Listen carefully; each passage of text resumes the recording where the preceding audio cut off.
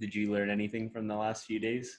Did I learn anything? Yeah, we did the podcast in San Jose, Costa Rica, on the way out of that 10-week adventure in Costa Rica, on our way into our 4th country on this trip. Started in Canada, went to Mexico, rounded out Costa Rica and San Jose with the last podcast we did, and then arrived and did a flight from San Jose to Bogota, did that overnight layover where we were drinking coffees and beer in that cafe and reading books. You picked up Walden from the library, and I snagged Hunter S. Thompson's Fear and Loathing in Las Vegas, and we were reading there in the cafe before we ended up here in Medellin. Yeah, Henry David Thoreau is pretty interesting. He wrote a book called Walden. It's like the 1840s or 50s in Massachusetts in the United States. And he basically just went and built a cabin in the woods and lived there for, like, mostly alone for over 2 years. And he just kind of chilled. Talked about the theme of idleness and creativity and boredom have kind of interwoven their way into my purview in the last week or so. And from old sources from the 1800s to Tim Kreider to talking to our Laziness Manifesto, Tim Kreider. Talking to Anderson, one of the men on our men's team. Yep. Anderson's a Olympic gold medal coach for women's volleyball in Canada. So great mentor to have. You had a conversation with about idleness. Just talking about how, the creativity coming out of boredom.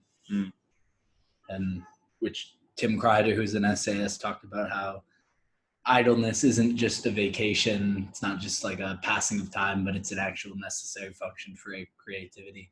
Getting outside of the, like, actively trying to do one thing, and then when you kind of just not do anything, and it gives the space for something new to come in. Yeah, I like to think of my creativity coming in moments where maybe I can't apply it directly, but if I don't capture the idea, it just gets lost. And so, like, as an example, I just started using the voice notes apps on my phone.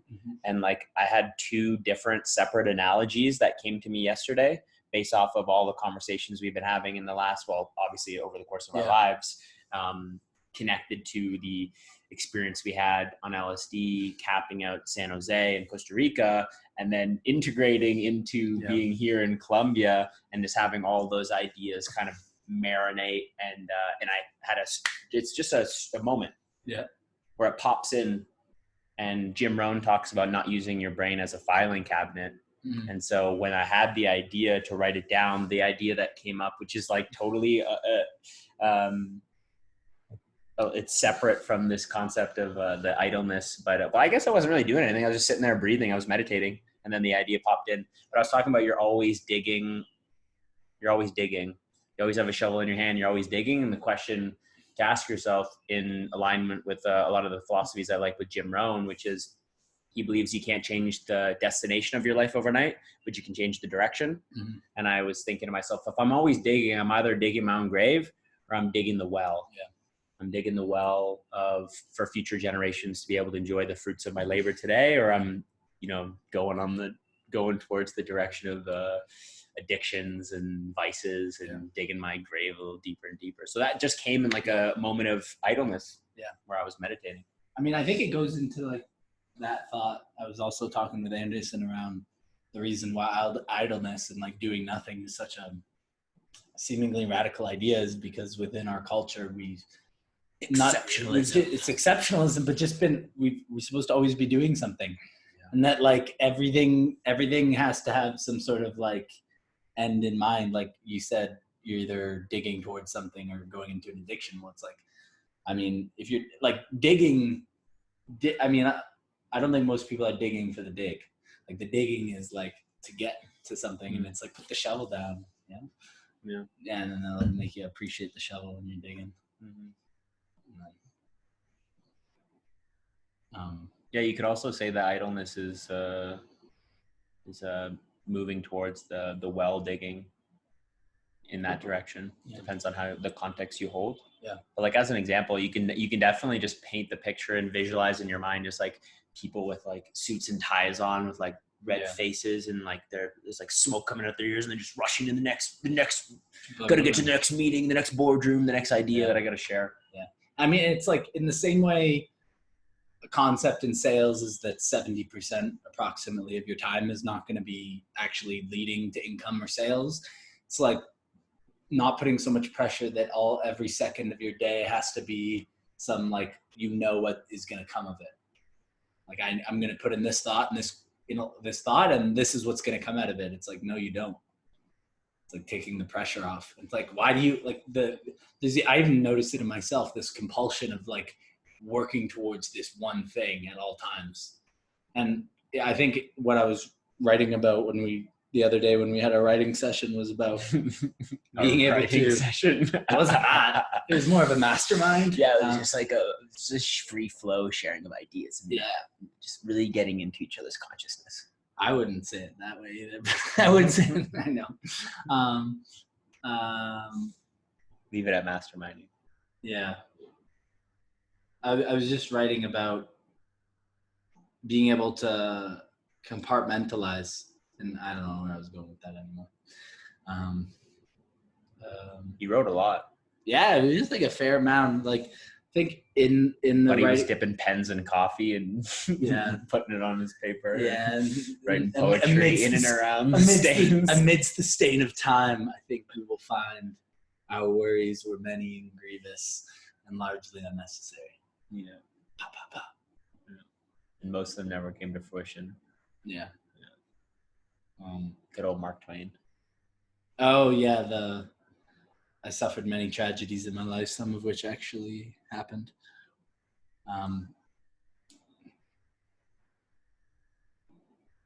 Yeah, I don't know what it is about the obsession with doing. It seems like very, like in Walden, so Henry David Thoreau in 1850s in the cabin out in the woods by himself. He said some days he would just sit in his little cabin doorway from like after sunrise till like sunset for just hours. He'd just sit there and do nothing, or he'd lie in his boat in the water and just look up. And he talked about how he being rich, not in money, but with time. I mean, everyone talks about how like everyone makes the banal comments around like money doesn't bring you happiness and it's about time over money, and yet almost nobody's prioritizing time over money. Like we're talking like maybe 0.1 in 1,000 people, maybe something like that, peer reviewed on that stat.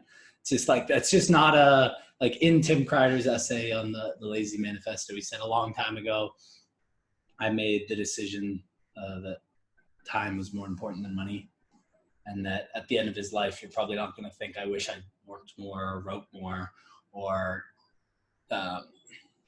worked on some project more. You probably wish that you spent more time with the people you care about more. Yeah. Yeah, I remember reading the Laziness Manifesto, and he was talking about how like if he worked 2-3 hours a day, that was like way more than enough. He's like, that's all I needed to do. Which reminds me of Mark Meehan when he was living in Berlin, and he was talking to me about like workflows and what actually works for people. And like if you're doing a creative effort like writing, and you go beyond 4 hours, it's like really hard to keep the quality of the creativity really high. Yeah. And it's like maybe something that you can like work at, but like it's a very like you have to be really on for it to be good. I mean, and then in terms of like synchronicities, in terms of being pushed in the right direction and getting outside of the paradigm of like you have to be like the concept of like working like doing something I don't want to do for long periods of time seems so wild. It just seems a lot like optics, because if I'm really honest with myself about like how much I worked when I was at my 8-hour per day shift, it's like I probably had in and around a good 3 to 5 hours of focused effort, maybe, right? And so like I could have done a lot of activity outside of work in those extra 4 hours where I wasn't really doing anything. It was more like mindlessly being distracted. That could have helped that 4 hours of effort that I was legitimately putting in more productive and more focused and more committed. But instead I had this expectation that I need to be on for 8 hours straight, which is, now that I think about it, kind of unreasonable. Because even if it's doing something that I'm really excited about, really passionate about, like I get tired after like 2 hours of it or 3 hours of it. Yeah. So you can just, like beat your head against the wall working 8 hours a day for how long? Yeah. Some people are out there grinding 12 hours. I don't know 12 hours, 13 hours. And like one of his major points in the essay was that, I mean, people keep themselves busy to kind of get over to avoid the existential reality of most of what you do doesn't really matter that much in terms of like what the average person is keeping themselves busy with it's unless you're like actively working on curing cancer or like some sort of actual thing. It's like, and it's not that things don't need to get done that aren't of that kind of magnitude, but we wanna pretend that what we're doing is like oftentimes more important than it is, which instead of facing that and then kind of dealing with that, it's like avoiding that. One of the things that relates to Tim Kreider and Walden is Seneca as well. I remember, I haven't actually read this, so maybe you can shine some light on the letters to his mom. Because like I think there was some concern with people that cared about him that he would be when he was exiled, that he would just be having the worst time ever, and then he was basically writing that all's pretty good out here. I'm just reminded me of Walden. He's kind of just hanging out, looking at the stars, and enjoying his life, enjoying his time. A lot of themes, because there's like a lot of like philosophy within Walden, and then the letters to Helvia or whatever, which is Helvia, I think it's that, where it's Seneca, a Stoic philosopher, writing to his mom, as Jonathan said, from exile, and him just saying, you have nothing to worry about, like it's fine, it's good here. And he's like, it's just the right, I mean, a lot of similar things with Walden, especially. They both talk about the importance of like reading good thinkers and basically having conversations with people. He's like, in Walden, the 1850s, he was talking about how like there's these unbelievable ideas that exist throughout history that are available. You can read them, and there's people aren't reading them, which is same thing Jim says and same thing Seneca says. Jim Rohn basically said that not reading, if you can, is basically the same thing as not being able to read at all. It doesn't make any sense. And it's like when I look at our time now and all like these 5-6 months, there's been, like, for me personally, a lot of time that wasn't fruitful in the traditional sense of like nothing actually being quote unquote productive that you can directly show from a certain 1 week period of contemplation.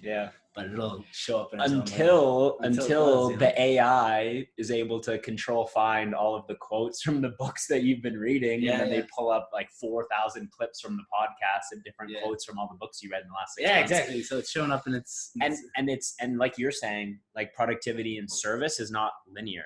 It's exponential. So as soon as you've read the 4 books versus the 12 books versus the 50 books, now all the ideas circulate and get connected. And now you can bring up any of them when the time is right. So I think that's it's a super useful for pursuit. And one thing that's been really refreshing for me is just taking the time away from nonfiction, because all of my life revolves around productivity and being the better version of yourself and trying to work on growing and becoming more. And then taking the step back to read Fear and Loathing in Las Vegas, which is just absolutely hilarious. I just have a strong lust for red salmon right now. It's just like the most heat line of all time. There's just so much hilarious dialogue and just absolute bullshit. So it's like locker room banter, but to the extreme, but just like psychedelics, psychedelic infused, and just like howling at that book, reading it in the airport, and then on the plane, and then within 24 hours finishing it because it's just hilarious and mostly dialogue, and then immediately jumping into The Hobbit, which is an adventure and paints such a vivid picture, and just Gandalf's lines. Gandalf's got so many one-liners that are absolutely such wisdom, man. He just saves up all, like J.R.R. Tolkien must have saved up all of his aphorisms and different cool sayings and just painted that as a Gandalf quote when it came about. One of the things that you've told me about in writing is that you shouldn't use like common colloquialisms. It's Orwell. He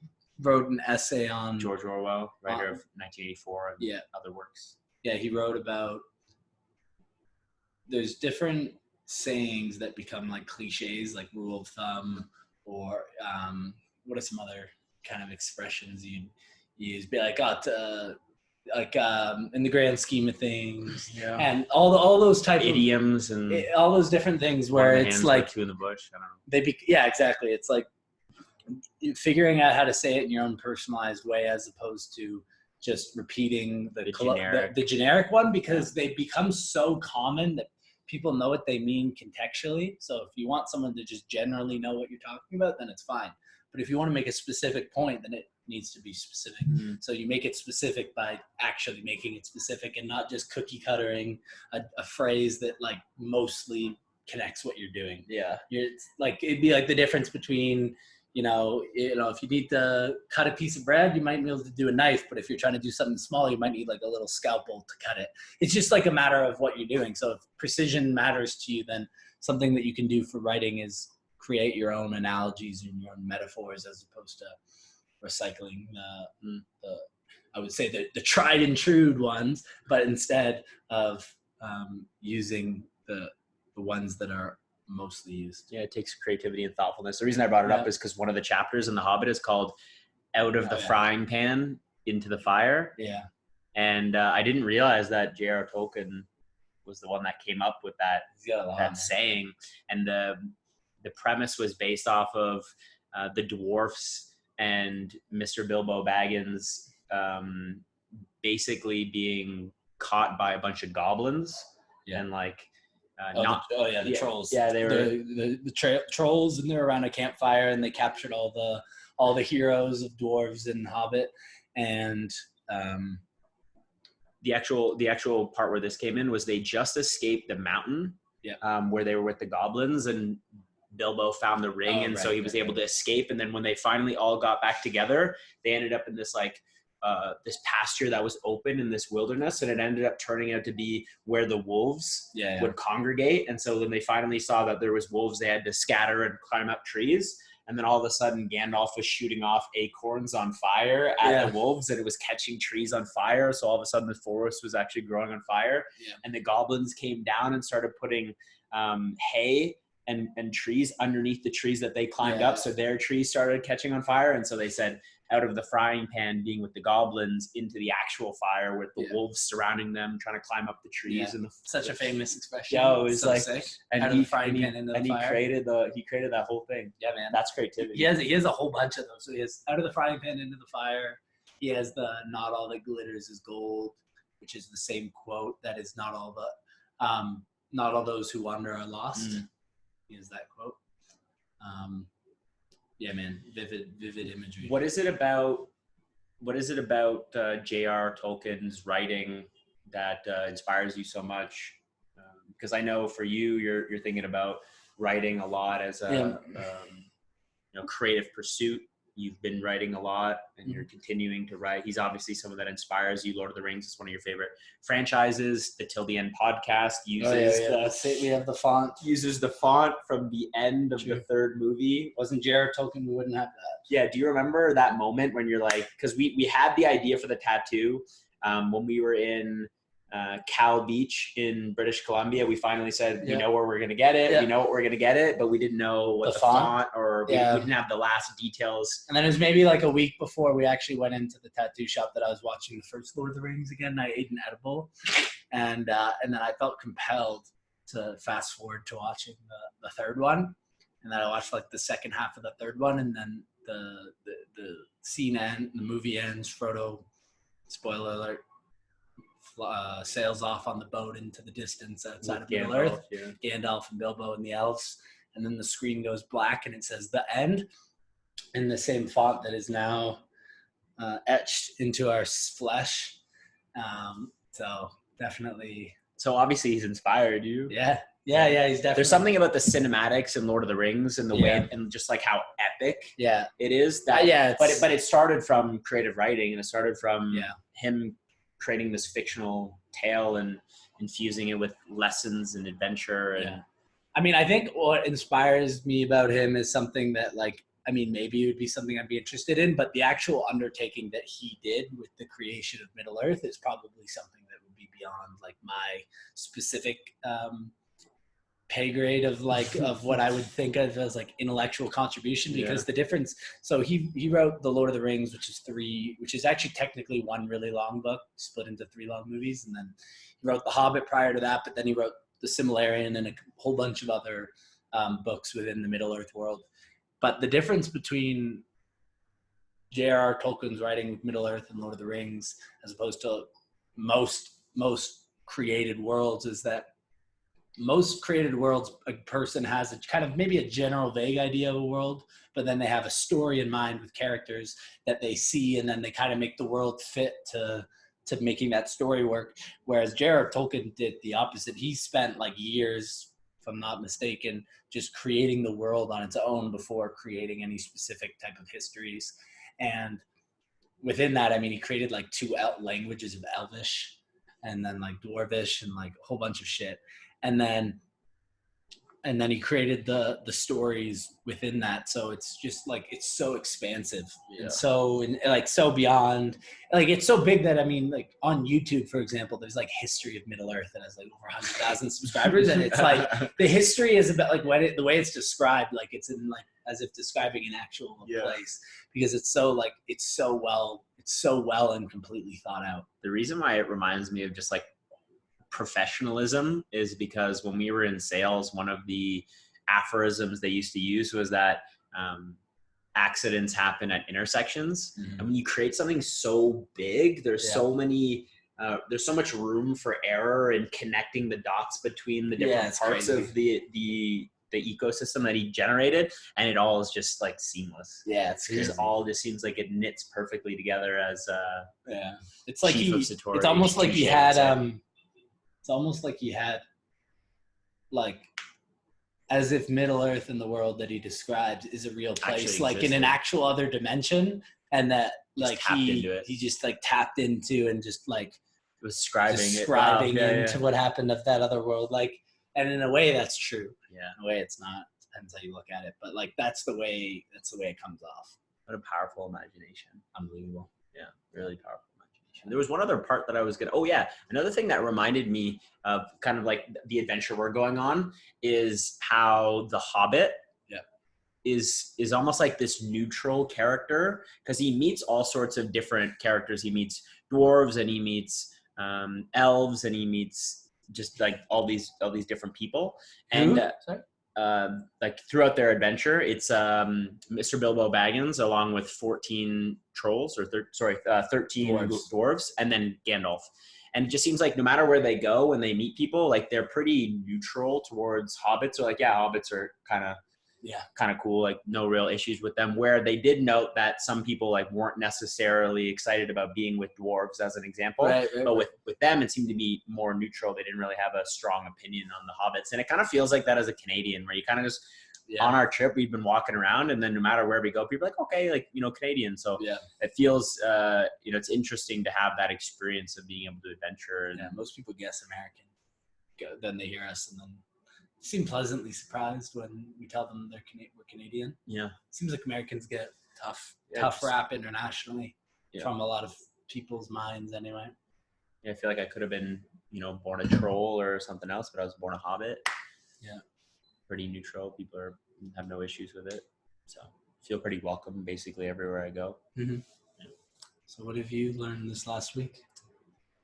Writing? Anything interesting? What have I learned? I think I've learned that I talk about things that are my priorities more than they show up in the reality of my day-to-day life.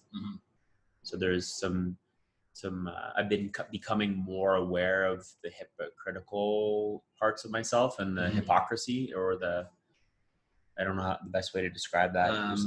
Just like there's a disconnect between the things that I say are most important to me and actually doing it. One of the things I wrote on my CPR, and CPR is just like a framework for setting goals and paying attention to the things that are important to you, or the things you want to make important in your life. And I wrote it back in January when the new year happened for our men's team. CPR stands for Context, Purpose, Results. We've actually talked about it on this podcast before. I'm not sure which episode, but the Awakening to the one we did, I Tulum Awakening. Yeah, so Isla Mujeres. So Tulum Awakening, Isla Mujeres talked about CPRs. And one of the things that I wrote on that was that my physical body was really important to me. And I wrote as my context, invest in yourself. Mm-hmm.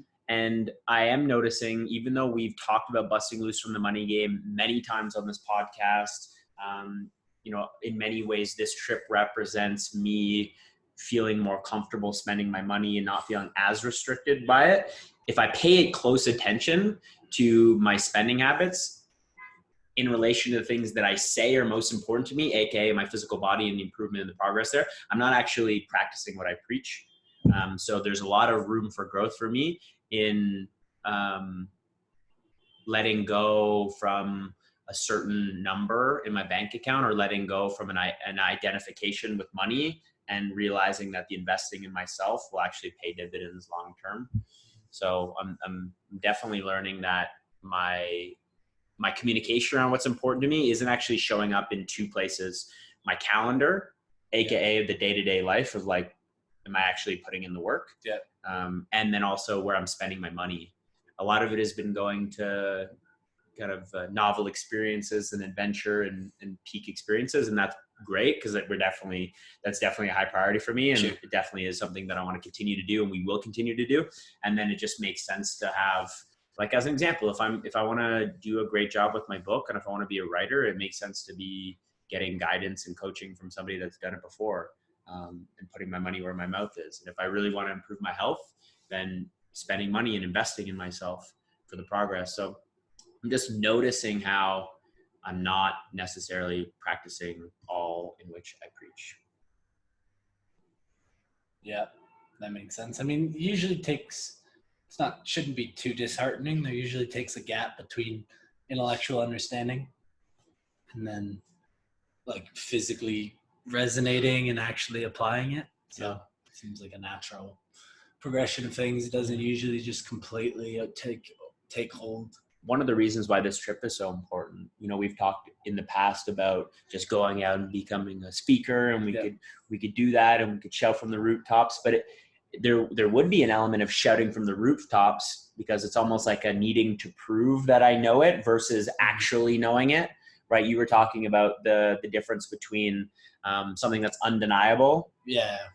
Right? Versus something that you need to prove that it's undeniable. Yeah. It's like, you don't need to prove something undeniable. It just is. Yeah. And so, you know, for that on this trip as well, you know, that's part of it, is going to learn, not only learning the philosophies, but actually integrating it and applying in our lives. Yeah. And then course correcting over time. Like, that's been a huge experience for my book, because I was getting pissed off at myself that I wasn't getting it done as fast, but then not realizing that I was actually refining the philosophy over time, and experiences were happening to us that I was literally writing into the book as we were going along. So it's like what you're saying is, we're actually living our lives and gathering the ingredients for the philosophy as we go. Yeah.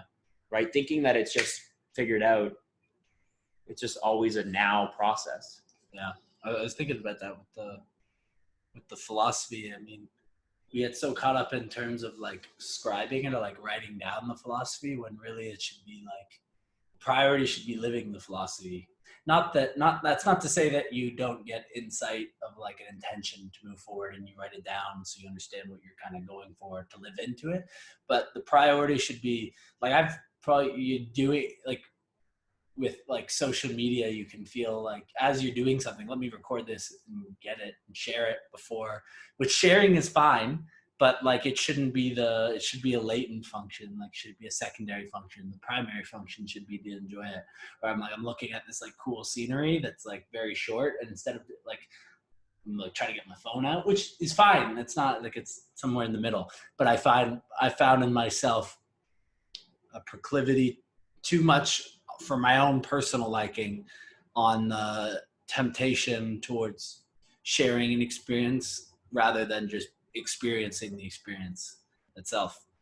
And like, I think there's an element of like, that is enough that's whittled its way in there as well.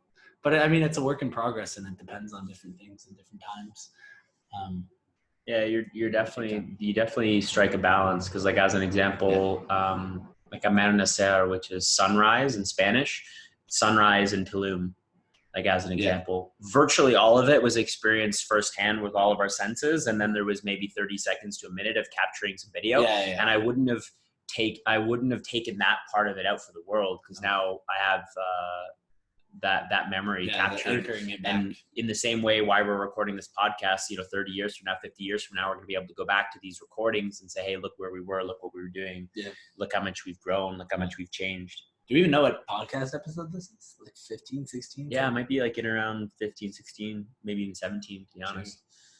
We did the episode of Montezuma, which is still on my phone, needs to go to my computer. I think that's the next one to go up. And then after that is the psychedelic infused San Jose episode. We definitely probably could have taken it later, but anyway. And then this one. And this is just like a segue transition into being in Colombia. Colombia is going to have a ton of podcasts. This is season 3 of the show, third country. But yeah, we've got Mohsen and Abdu, and so much has changed in their lives, and coming together is always a dynamic, unique experience for the 3 and then 4 of us that they're going to be super fun to do.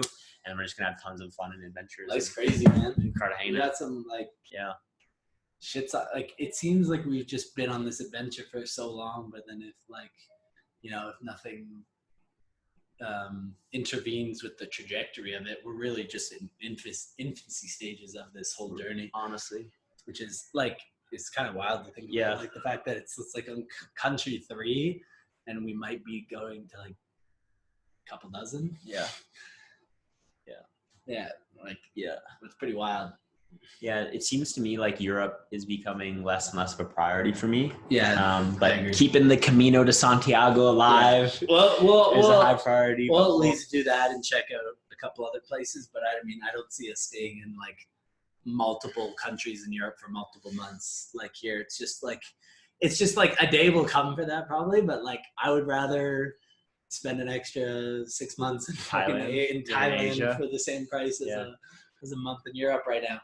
And one of the last things I wanted to just briefly shed some light on is you wrote something down and read it to me, where it was like, I found that money and all these things weren't important, but I had to live it for myself. Oh yeah. Do you remember that? Can you share that? Because I thought that was hilarious. Because a lot of times you get good advice and the philosophy is true, but then it's also like, well, if I don't experience it for myself, am I really gonna know? Yeah, I mean, it's just, and like also it's like, what was the quote? I mean, I don't know if I want to share all the quote, but was it something you wrote? I thought it was something. No, it's something I wrote. Oh, true.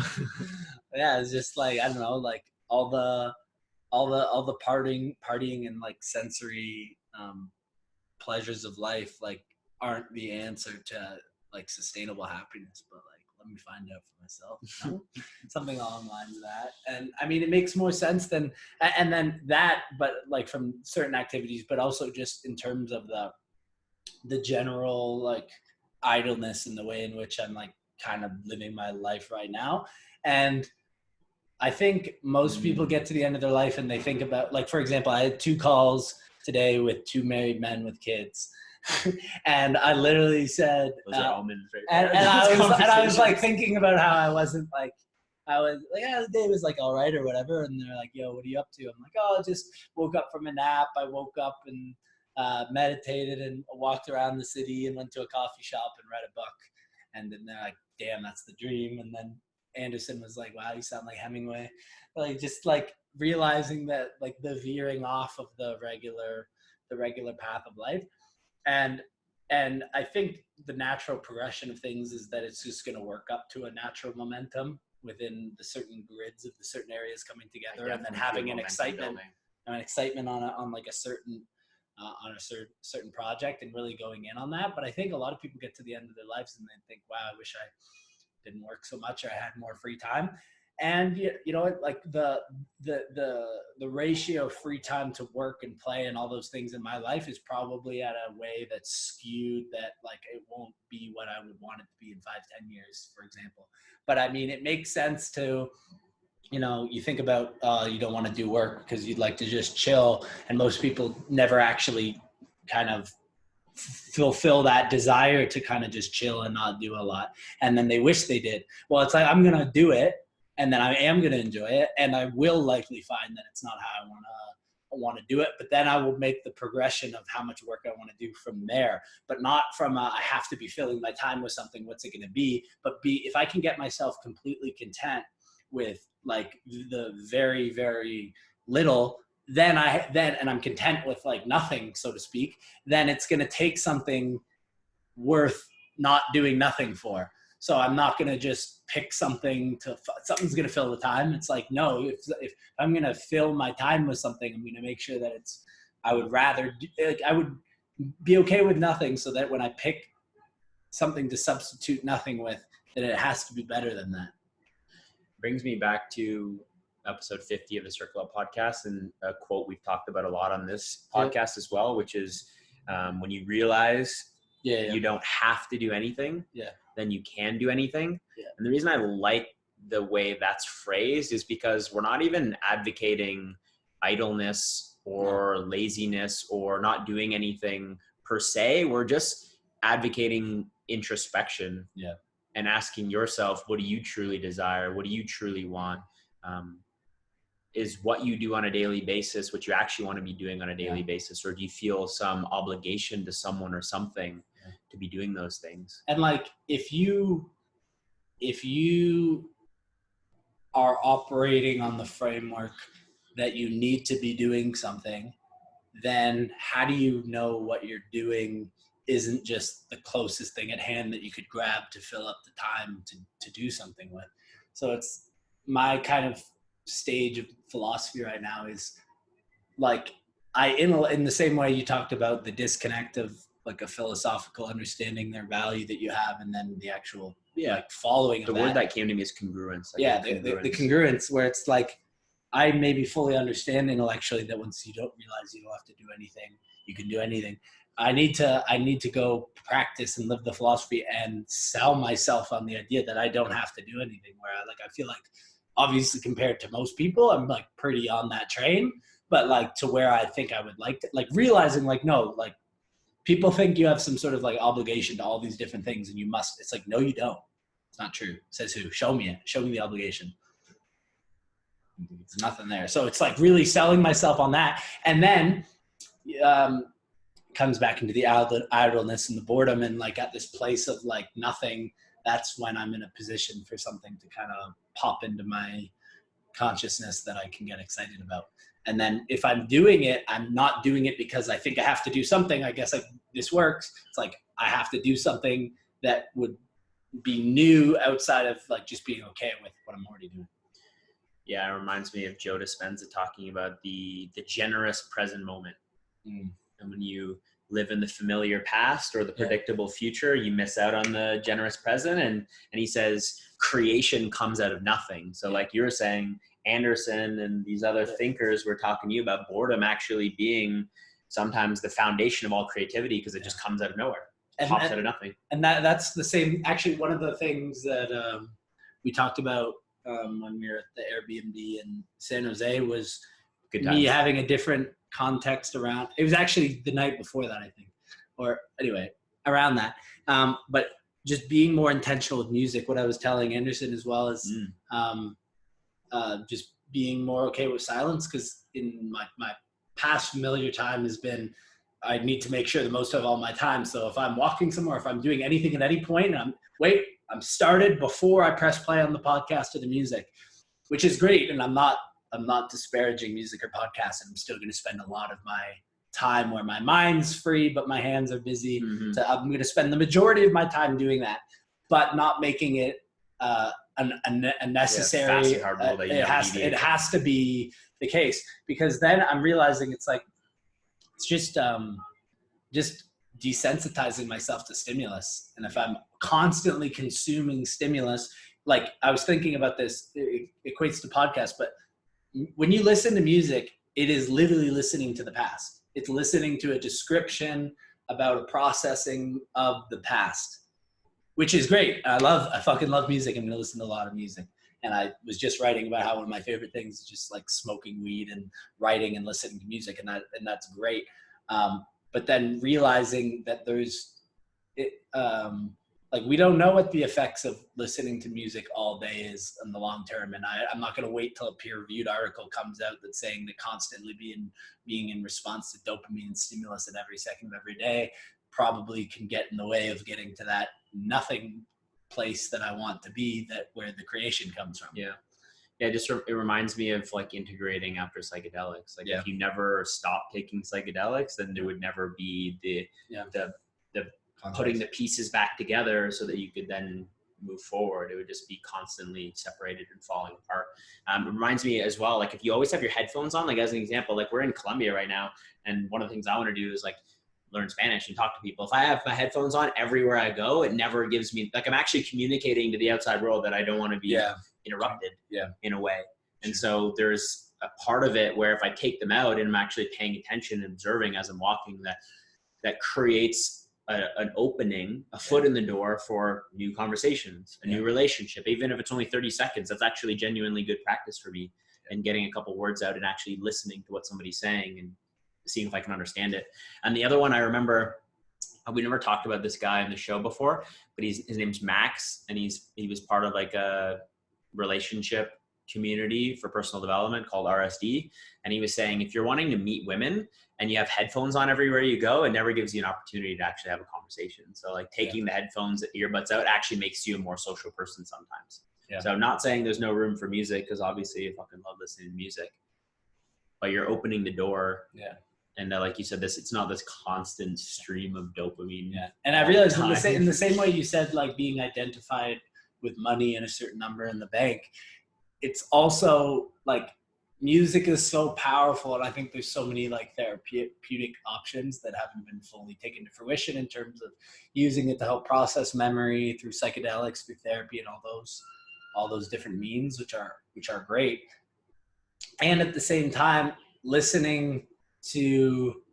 I'm realizing the emotional toll of listening to really like emotionally to sad boy, but even any type of like really emotionally charged music, listening to it's just it's just desensitization to these it's like, how often, like should for hours a day should you be in a state of like like in certain, some of the moods that get set from music, and it's like, does it make sense to be for like hours and hours every single day? And then you create stories, and like and this is where it's like having the nuance. Like I want to like do some sort of curated events around like songs and stories where people share stories of songs that are meaningful to them. But then and then on the other side of that, we have these stories and all these meanings that we've attached to these songs, and they're these like narratives that you've imbued into this music. And, you know, maybe it helps you soothe that sad experiences or good moments, etc.